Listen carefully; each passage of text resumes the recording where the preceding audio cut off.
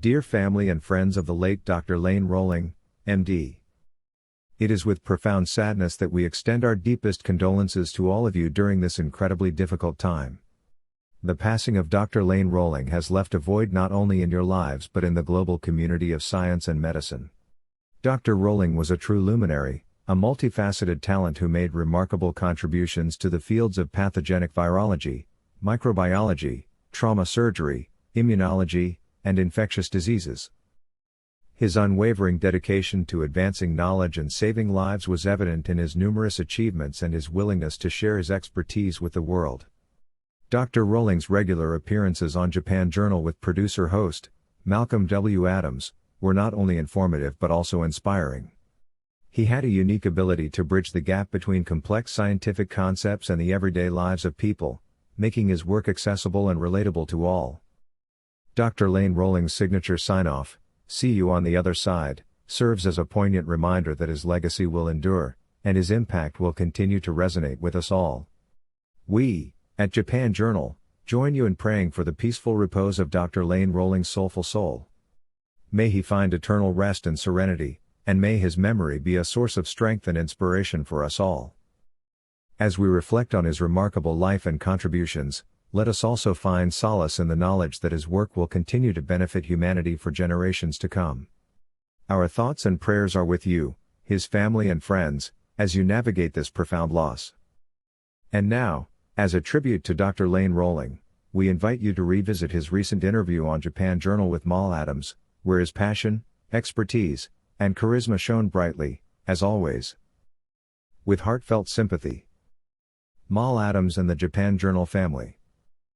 And now your host, Mal Adams. There he is. Man, you're harder to catch than the common cold. Oh man, I think you're more harder to catch. We're both busy, man. I appreciate you, bro. Rather impromptu this time, but I respect what you're doing. First and foremost, let's take care of what's coming up from you. Okay. Actually, tomorrow, Sunday, your time, right? Right. Mm-hmm. Tell the folks what we've got. Generally, we're talking about the politicization of this corona and this pandemic. Speak Absolutely. on what's coming up for you tomorrow. Right. Well, tomorrow we're going to be talking about the politicization of COVID. And the reality is that politics got involved in a pandemic. It failed miserably. And lots of people were injured and gotten sick because of the lack of scientific evidence on really understanding the COVID, both in the vaccine spectrum and also the fact of just understanding the disease presentation itself. And what we said earlier, when we did our earlier interviews, is true that we're going to be doing booster shots for 500 years. Yeah, you also, said that. You said it. I got proof a couple of years. Yeah. So yeah. The fact that the vaccine never had any credibility at all. And the sad thing about it is that it was politics involved in it. Now we know the science, and the most important thing for your listener is to understand the science. And last week it came out, the scientific study on COVID in affected people who are vaccinated and unvaccinated. And the results show this. A person that has COVID virus, vaccinated or unvaccinated, produce 1,000 viruses every minute for 8 days, period.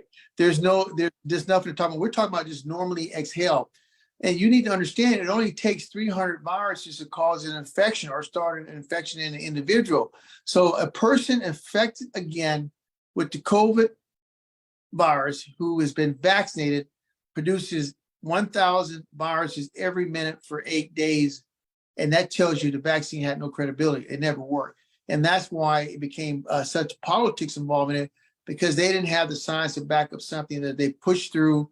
And it really, really is just a tragedy to the world itself. Yeah. So what's next? Listen, I'm able to report to you now in Japan in the last month or so, there's been a recurrence of a new strain. I don't know about in the States or around the world, but certainly in Japan, I've got 4 students from the Adams International Academy who were who contracted this new strain, and we haven't seen anything for several months. Talk to me. Where are we at now? Well, this is reality, Malcolm, that we're still in the middle of the pandemic. It's just a different phase of the pandemic. It really is not a pandemic anymore. It's what I call global endemic. These infections are established in the population, same in Japan, the same as the United States. And you have to realize, Malcolm, that in each country, there's a different serotype. The Peruvian COVID is different than the Japan COVID. The Japan COVID is different than the US strain. At the end of the day, this problem that we had, an issue with the virus, and we talked about this earlier, is that the coronavirus is the most mutagenic virus on the planet. It's changes every day. They have mutations. And you guys know alpha strain, the beta strain, the gamma strain, the delta strain, the lambda strain. Now we're into the Omicron. Now we have virus, we have Parola, and these viruses mutating. And guess what? The vaccine has no ability, does not work, and even oral medication, Paxlovid, does not have the science to back it up. In fact, they're about to pull it from the market, which tells you it was just an absolute farce in the angles of affecting global history. I'm laughing and smiling because we're streaming live, by the way. So I'm going to post-produce this and go back 2 years ago with you telling you warned the world, man. They didn't hear you. You told me that your grandchildren were not going to be taking any of these vaccines, man. Wow. And it's true. And the people that drank the Kool-Aid, I feel sorry for them because you can't take it back. And then you understand, now you have to understand that when you do a vaccine platform, Malcolm, you do one in the middle of a pandemic, you create the mutations. You put the evolutionary stress on the actual virus. And the virus has no choice but to change. And when you're vaccine, and we talked about these famous words, and it's so incredible that we're revisiting these words, is that everybody needs to understand vaccine efficacy and vaccine effectiveness. Absolutely. We dealt with that. Yes. Yeah. You schooled me on it, man. That's how I can report on this, talking about the efficacy of the vaccine. And it takes time to do that, right? Absolutely. You take the vaccine efficacy of the major COVID vaccines, Moderna, Johnson & Johnson, Pfizer. Well, each one of these guys probably got 97% vaccine efficacy, which means that they had 100 people that were very healthy. 3 of them got a headache. That's a 90%. But when you take that and put it in the field, and you have to, the person with autism, somebody with immunosuppressive disease, HIV, pregnant females, minorities, Asians versus Chinese, what happens is that number drops from vaccine efficacy of 97%, it drops down to vaccine effectiveness on an average, probably about 13% on all 3 vaccines, which means it's never going to create herd immunity. It can't do it. It's impossible. And that's reality. That's why it takes 10 years to create a vaccine, because then you test multiple different subject matter individuals, from people with Down syndrome to pregnant female, and then you come up with a real vaccine effectiveness. And at the end of the day, I'm sorry, natural immunity will always outweigh vaccine induced immunity, especially when it comes to the COVID virus. I had shortly after our last interview, I had a very respected doctor from Kyoto University who appealed to me to help him get his message out globally through the Foreign Correspondents Club of Tokyo. And I set him up and we did an interview, and he had an approach to herd immunity here. I ain't heard from him since, man. The biggest problem that we've had on the politics is, is that you had a lot of people jump into a lane that never had qualification. They've never been in the jungles. They've never had viruses, and that was people were getting misinformation and disinformation. I mean, you had people like Whoopi Goldberg and Sean Penn and the Roland Martins, pushing something that had no credibility. Oh man, where the veracity of the information? Come on, you're supposed to be journalists, man. I never went there, brother. Howard Stern was talking about, exterminating people. If he was president that didn't get the COVID vaccine, and now we find out that the vaccine didn't have the credibility. It was the vaccinated people were the super spreader of the infection, Malcolm. That's the facts. They took got vaccinated, walked around, no mask, no protocols. I said earlier, the studies have already done is that they're producing 1,000 viruses just normally breathing, exhaling them for 8 days minimum. And that's why when it comes to quarantine, it was a politics again.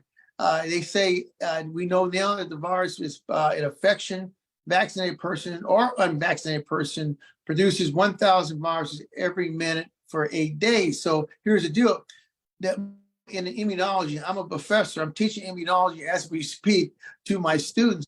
It takes a minimum of 7 to 14 days to make the neutralizing antibodies. So you're still infected on day 7, day 8. So people that were going back to work at day 5, they were spreading and it became a super spreader event. And that's the sad thing about it. Man, but that's a fact too, and that's understandable if you know the science, Doc.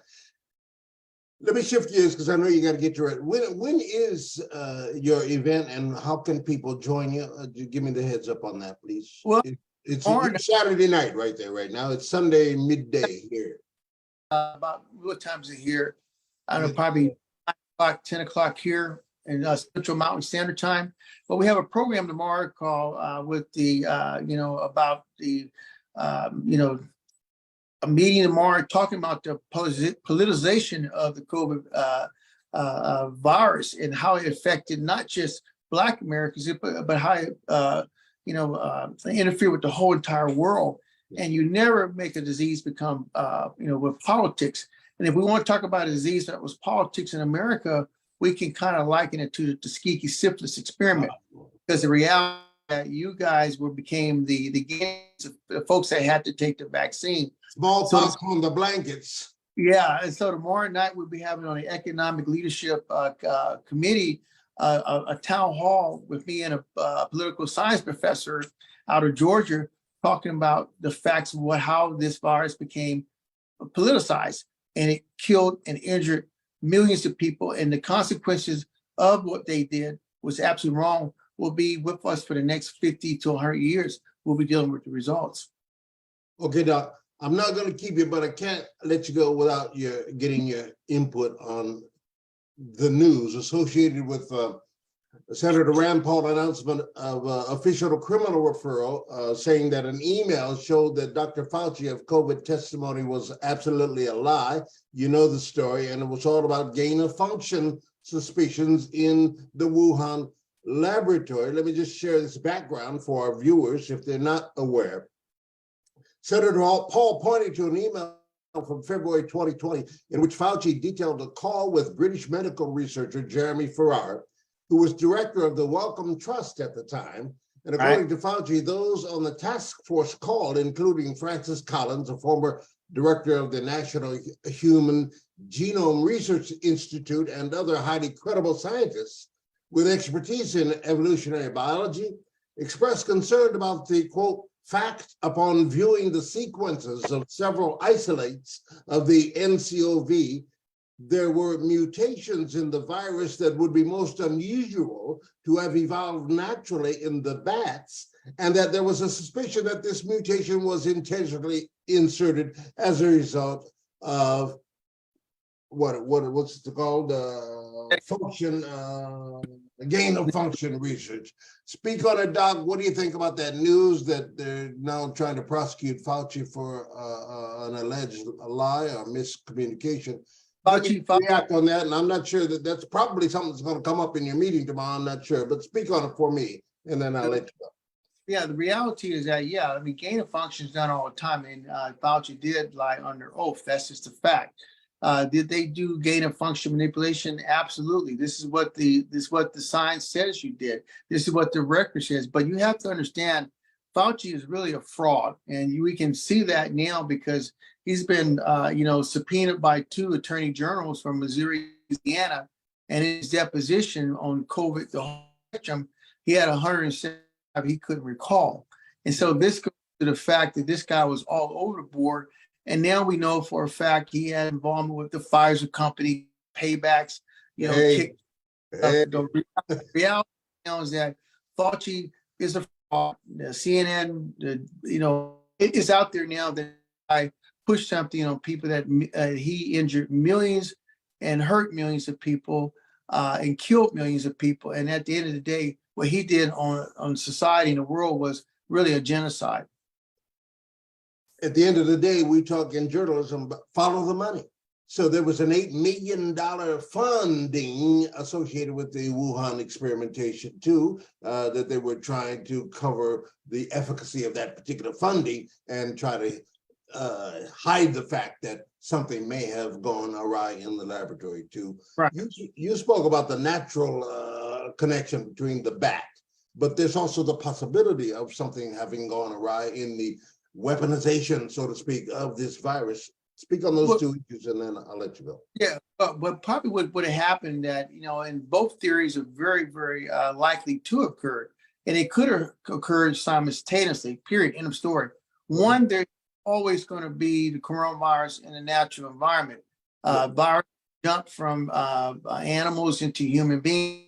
The coronavirus, every animal on the planet, in particular bats. I mean, there's over like 700 different coronaviruses in bats themselves. And so it's very likely, because if you've been in that type of environment, because we always look for pandemics in wet markets where you have animals mixed with other animals, i.e. pigs on top of bats, bats on top of ducks, they're interchanging viruses. That's a plausibility, 100%. The second plausibility is that true. If they're doing gain of function, there are always lab accidents. And somebody could have breathed in the virus, contracted the virus in multiple different ways in a lab that was doing gain of function in Wuhan, and he was sick and went home and he coughed, and that could have been the patient zero also. But at the end of the day, the coronavirus is mutagenic. It doesn't know where it came from. It has changed the whole world, and the reality is that you cannot put this genie back in. Man, thank you very much. I appreciate you, bro. I really do. Just before I let you go, give us a comment or two, some advice as to how to deal with this as people, who remain alive on the planet, man, are going to have to deal with this. You call it not a pandemic, but an endemic? Yeah, and pandemic means worldwide. Endemic means the virus is in your geographic location. It's there permanently. And the biggest thing about COVID itself that your audience needs to understand, Malcolm, is that coronavirus kill or injure more people than the flu ever will. Why? Because the flu is very seasonal. October, November, December.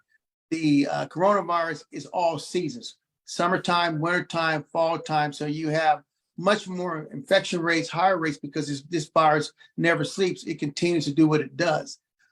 At the end of the day, like I've always at the beginning, the reason why we have biosafety security protocols. And understanding that I'm an infectious disease specialist, and I work in laboratories with viruses. I work with patients with monkeypox. I work with patients with tuberculosis. I work with patients with Ebola. I understand the world of infectious diseases, but there's a certain amount of protection that people need, just the baseline. The reason why I mask, folks, is that it will decrease the viral load for you getting infected, i.e., it takes 300 viruses for the coronavirus to infect you. You breathe in 300 viruses, you got an infection. Well, guess what? If you wear a mask, you will decrease the possibility of that viral load of getting to 300. If somebody coughs in the public, sneezes, you walk through it, you have your mask, you're not going to get them 100% infection, which it helps you. And then the vice versa, if somebody's infected with COVID, and they're, like we said, they exhale 1,000 viruses every minute for 8 days. Well, mask, that virus concentrated in their mask. So wearing a mask is what I call situational awareness. You're on a train, you're on a plane, wear one. Most important thing in a public space is also making sure you wash your hands, because the reality is that keypads, pen machines, touching door handles, touching the gas pump handles are all infected with feces. And we know feces is probably the biggest transmitter of the virus, because we see more virus in the gastrointestinal tract. And then the third thing is making sure that you understand, and the Japanese culture has already figured it out, never wear your shoes in. That's the words right out of my mouth. Yeah, never wear your shoes in your house. And the fourth thing is probably when you're sick, making sure that you close your lid on your toilet, because people are sick, they have a bowel movement, they flush that toilet, the feces becomes aerolized and the whole place is infected, especially in a public space. How you like my mask, man? I love your mask. Situational awareness of the mask. We haven't stopped. We were doing it before the pandemic. Common cold. Japanese right. mask up. Not that Yeah. to get infected so as they don't infect you. How's that for a culture, man? Come on. Well, yeah, that's smart. But like we said, the most important thing that you learned tonight is that the reality is that a person vaccinated produces 1,000 viruses every minute. That's reality for 8 days minimum. And an unvaccinated person does the same thing. So that is why you wear a mask in certain situations and stuff. Sure. That's why you put you shut your lid on your toilet. That's why you don't wear your shoes in your house. And you definitely wash your hands and protect your hands when you're in the general public and stuff. So this is our reality. I felt like a poor stepchild when I went back 2 years ago to be inducted into the Omaha Press Club Hall of Fame. I went to an event, man, 300 people. Nobody had a mask on but me, man. I'm going, I got to get out of here quick. Well, this is sad, but we're in our exponential growth now of COVID infection here in the United States. Arkansas, we have my university. We have baseball team was infected. We had to close the camp for five days. Morris Brown, Selma Morehouse in Atlanta had to close down. Schools in Texas, and so the infection is going wild in the United States, and that's just the reality. The problem that we're having is that the mainstream media is just not reporting it, and that's because the numbers are going out the roof. You know, you find testing at CVS Pharmacy or Walmart because they're going around the shelf. And then you can see we're going to have a very bad year because we're going to have what we call an endemic, where we'll have not just COVID, people have RSV infection, and they will also have influenza. And you can get a combo infection with all three. Doc, I appreciate you. I know you're busy. Get your rest and good luck with the program tomorrow. As far as being a media guy and getting the message out, you can count on me. Please revisit from time to time. Let's do more of these just to keep the word out and keep people safe. When you want to do a full program, let me know. We can make it happen. Yeah, I would love to do that. I'd love to do. Okay, before you go, update us on your activity now. I know you're busy. I see you all over the media. But you meant, where are you now? Are you in Arkansas now? I'm in Little Rock, Arkansas. I'm teaching here. I'm a professor. I teach virology here in Little Rock, and I have my lab here. I saw footage of your lab, man. It looks awesome. Tell me about it. Is that new for you? Yeah, it was new at the university, but I'm excited about it. I just got back from Peru a month ago. Went down there and helped people with HIV, dengue, and monkeypox, and also did some research in dengue. They had a lot of patients that have dengue. And I'm just finishing up a Department of Army Defense project where we're getting samples, patients with infectious diseases, in particular like dengue, and testing out new machines, assays to be able to detect a dengue.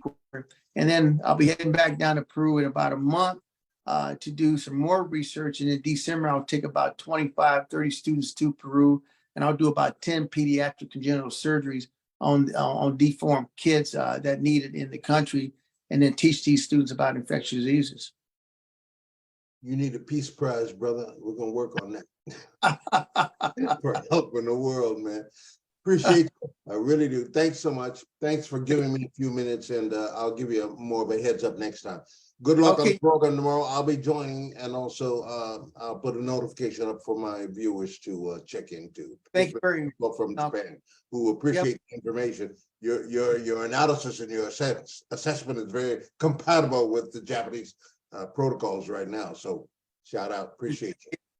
These are very, very intelligent culture, and they've been ahead for thousands of years. And like I say, I always appreciate you.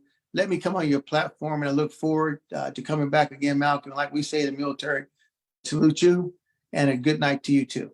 Bye-bye. Okay, bro. Thanks so much. And thank you very much. This is it for this quick impromptu report on Japan Journal, the internet's #1 English language online cybercast from Japan, with your host, Mal Adams here, and my special guest working with us, Dr. Lane Rolling, coming from Little Rock, Arkansas, on the new politicization the coronavirus. Thank you very much for joining us. And we're streaming live on Facebook. Shout out to all my subscribers from all over the world. Please like us, please comment, please share, and let's keep the information flowing. Peace, and I'm out. Thank you. Good day. You're streaming on GNN, the global news network. This is a special presentation of Japan Journal, the internet's #1 English language online cybercast from Japan. GNN is a network of TDM, Totown Digital Media, a division of Totown Communications Group Japan.